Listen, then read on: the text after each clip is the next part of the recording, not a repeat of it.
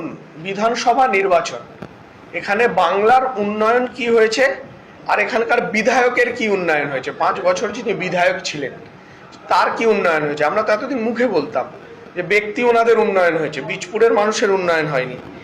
তার জন্য আমরা ওনার দেওয়া এফিডেভিট নির্বাচন কমিশনে জমা দেওয়া 2021 সাল আর এটা হচ্ছে 2026 সালের দুটো এফিডেভিট আমরা বার করেছি। মানে আমরা বলছি না, উনি যে হলফনামা নির্বাচন কমিশনে জমা দিয়েছে সেই অনুযায়ী বলি 2021 সালে ওনার পুরো সম্পত্তি, মানে ওনার স্ত্রী, এখানে বিস্তারিত আছে, আমি আপনাদের প্রয়োজনে একটা কপি দিয়ে দেব।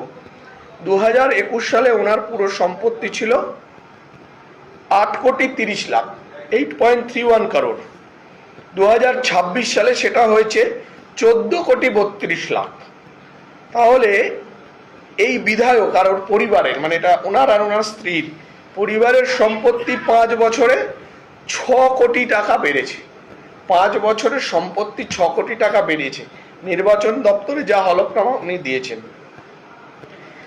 2021-এ ওনার 67,26,000 টাকা হচ্ছে ব্যাংক ব্যালেন্স ছিল এবং সেটা 2026-এ 1,38,00,000 হয়ে গেছে, মানে 71 লাখ বৃদ্ধি পেয়েছে ব্যাংক ব্যালেন্সে। ওনার স্ত্রী 2021 সালে 45,41,00,000 ছিল, সেটা 2026-এ 2,06,00,000 মানে 2.06 CR বেড়ে হয়েছে। বিধায়ক মানে এবং ওনার পরিবারের সম্পত্তি ডবলেরও বেশি বেড়েছে। আচ্ছা, ওনার 2021 সালে লোন ছিল 3 কোটি টাকা মতন, 3 কোটি টাকা লোন ছিল 2021-এ। 2026-এ সে লোন নেই, মানে উনি সব শোধ করে দিয়েছেন। মানে ওনার সম্পত্তি তো বাড়লই, আর যা লোন ছিল সেটাও শোধ করে দিলেন। মানে রোজগারটা ওনার কোথায় ভাবুন। 2021-এ পারিবারিক আয় 10.62 লাখ প্রতি বছরে 2021-এ ছিলেন, আর 2026-এ সেটা হয়ে গেল 46 লাখ। বাবা, তাহলে এবার আমাদের প্রশ্ন, এই সম্পত্তি ওনার বাড়লো কোথা থেকে এত? ওনার স্ত্রীর সম্পত্তি এত বাড়লো কোথা থেকে? পারিবারিক সম্পত্তি এত বাড়লো কোথা থেকে? নেতাদের সম্পত্তি যদি এত বেড়ে যায়, এই 5 বছরের মধ্যে আপনাদের যা যা দিলাম সবটাই উনি যা দিয়েছেন, মানে আমরা বলছি না।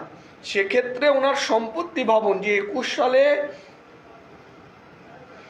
8.5 কোটি, মোটামুটি কাছাকাছি 8.5 কোটি থেকে 14 কোটি টাকা হয়ে গেছে। এখানে 6 কোটি সম্পত্তি বাড়লো, 3 কোটির লোন শোধ করে দিলেন। পরিবারের ওনার মিসেসের আয় এত বেড়ে গেল, এটা কোথা থেকে হলো? মানুষের, কাঁচরাপাড়ার বীজপুরের মানুষের টাকা নিয়ে, মানুষের টাকায় ওনার সম্পত্তি বাড়লো, বীজপুরের মানুষ বঞ্চিত হলো। উন্নয়ন উন্নয়ন উন্নয়ন, এই উন্নয়ন ওদের ব্যক্তি উন্নয়ন হয়েছে। এটা তো নির্বাচনী হলফনামায় আমরা বিধানসভা ভোট ওনারটা পেয়েছি, আশা করি ওনার বাকি ভাইয়েরটাও পেলে চোখ কপালে উঠবে সবার।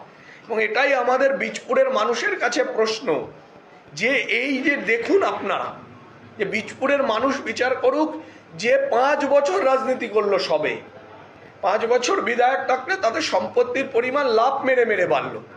বীজপুরের মানুষের, আমাদের দুর্ভাগ্য যে আমাদের সম্পত্তি লুট করে, বীজপুরের মানুষকে লুট করে, শোষণ করে উনি ওনার সম্পত্তি বাড়িয়েছে। একদমই তো তাই তো প্রমাণ হচ্ছে।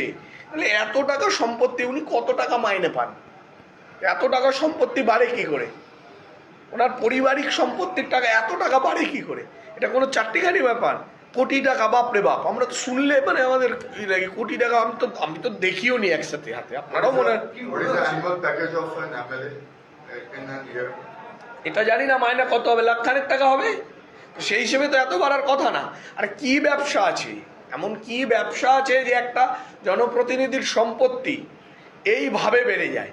এবং এটা ওনার ঘোষিত, অঘোষিত কি আছে সে তো সকলেই জানেন। মানে এটা তো কম, তো হিমশৈলের চূড়া মাত্র। আসলে যে কত আছে সেটা তো একটা ব্যাপার। তা আমার বক্তব্য হচ্ছে রাজনীতি করতে এসে বীজপুরের বিধায়ক হলেন আর তার সম্পত্তি লাভ দিয়ে বাড়লো এজন্যই আগের পুরনো ব্যবসা ছেড়ে নতুন ব্যবসায় এসছে নাকি মনে হলো পুরনো ব্যবসাটা একটু কম লাভজনক, নতুন ব্যবসায় আসা যাক, তাই রাজনীতিতে এলেন। সাথ দিল ওনার, ক্লিক করলেন এবং ব্যবসায় দারুণ সাকসেস বোঝা যাচ্ছে। তো 21-এর পর 26-এ এসে উনি যে ওনার এই রাজনীতির ব্যবসায় উনি সফল, তা ওনার হলফনামা বলে দিচ্ছে। এই রিপোর্টে অন রেকর্ড প্রপার্টি বলছে, অফ রেকর্ড প্রপার্টির কোনো সে হিসাব তো সেটার তো কোনো প্রমাণ নেই, বলতে পারবো না। আপনারা মনে করেন নাকি এইটুকু ওনার সম্পত্তি, মানে এর বেশি আর কমাতে উনিও পারেননি। অঘোষিত তো ছেড়ে দিন, সে আপনারাও জানেন কত আছে। কি মনে হচ্ছে কিসের হতে পারে, এত সম্পত্তি কিভাবে বাড়তে পারে? বীজপুরের মানুষের লুট করা টাকায়, বীজপুরের ব্যবসাদারদের লুট করা টাকায়, বীজপুরের মানুষের অধিকারের টাকা লুট করার টাকা, এটা সেখান থেকে সম্পত্তি বেড়েছে। তৃণমূল তো দাবি চ্যালেঞ্জ করছে যে একটা ব্যবসায়ীর কাছ থেকে তোলা হয়নি কোনোদিন। আরে লুট না করলে ব্যাখ্যা দেবে বিধায়ক, কালকে ব্যাখ্যা দিক না এই টাকা কোথা থেকে এলো। তো হলফনামায় দেওয়া টাকা, এত টাকা কোথা থেকে পেলেন, কোথা থেকে এত সম্পত্তি বাড়লো। রাজনীতিতে ব্যবসা ভালো, ব্যবসায় সফল হয়েছিল উনি, এটা অস্বীকার করা যাবে না।